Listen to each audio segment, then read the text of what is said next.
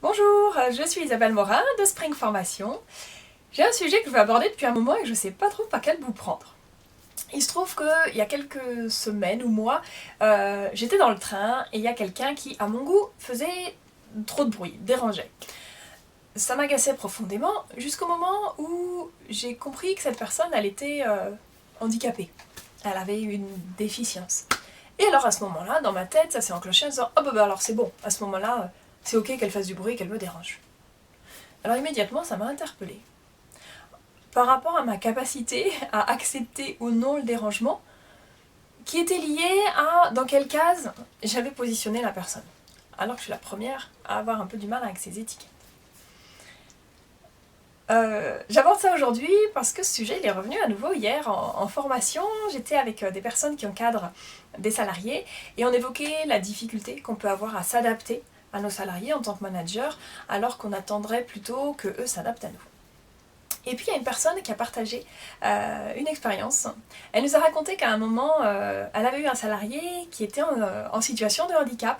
Si je me souviens bien, il avait à la fois un problème à une jambe et à la fois des difficultés dans ses raisonnements.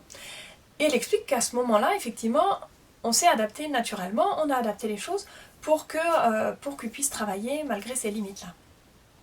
Alors si on sait le faire dans le cadre d'un salarié handicapé, ça veut dire qu'on sait le faire aussi avec n'importe qui.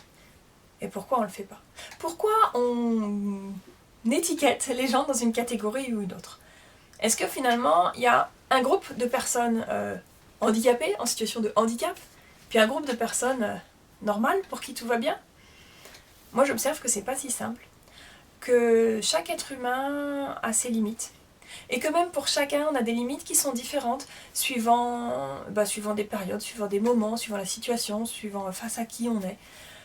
On a des limites, que ce soit au niveau physique, dans ce qu'on peut faire avec notre corps, que ce soit dans notre tête, dans notre capacité notamment à raisonner, à comprendre, et puis dans notre cœur, par rapport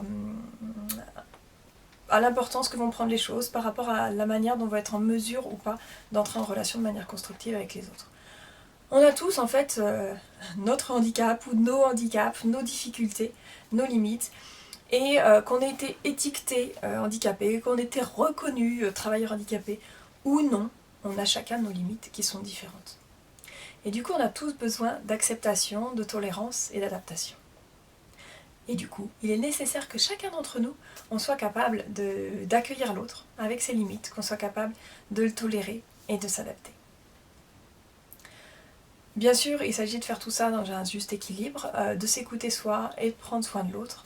Mais vraiment, moi, c'est quelque chose qui m'interpelle et sur lequel j'essaye de travailler pour être dans quelque chose qui soit plus harmonieux et plus juste pour tous. Si vous aussi, cette réflexion vous interpelle, je vous invite à y travailler également dans votre positionnement personnel. Je vous invite aussi, si cette remarque-là, ce que je vous partage aujourd'hui, si ça suscite des réactions, je vous invite volontiers à les partager avec nous. Et puis pour ma part, je vous dis à très bientôt. Au revoir.